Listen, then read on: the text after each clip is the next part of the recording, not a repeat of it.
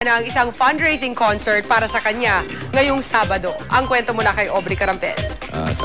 Nila ni Francis, we need Miss na miss na raw ng Dabar Cats ng Itbulaga si Francis Magalona. May ilang linggo na rin hindi pumapasok si Francis sa noontime show matapos siyang ma-diagnose na may leukemia. Kaya naman magkakaroon sila ng isang fundraising concert sa darating na Sabado para kay Kiko sa Zirco Timog.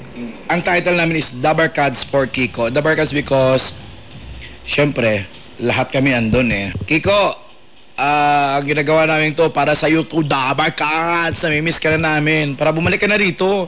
Plinano talaga ng Eat Bulaga kasi we love Francis M very, very much. And like what I said, in our own little way, sana makatulong kami. Present daw doon ang buong Itbulaga family, pati na ang ilang mga kaibigan at mga anak ni Kiko. Pinaghahandaan na rin daw nila ang kanilang mga production numbers. We took ourselves out of our comfort zone and learned other songs. Abangan niyo sa benefit show ni Kiko. Iba. Kundi man. Kundi man, te. Tsaka magtitinikling ako. Ikaw, Basta, manood na lang kayo ha. Ngayong araw nakatakdang lumabas ng ospital si Francis. Kinumpirma ito mismo ng may bahay ni Francis na si Pia Magalona sa pinadala niyang mensahe sa GMA News. Lubos rin ang kanilang pasasalamat sa tulong na ibinibigay ng kanilang mga kaibigan. Aubrey Carampel, updated sa Showbiz Happening.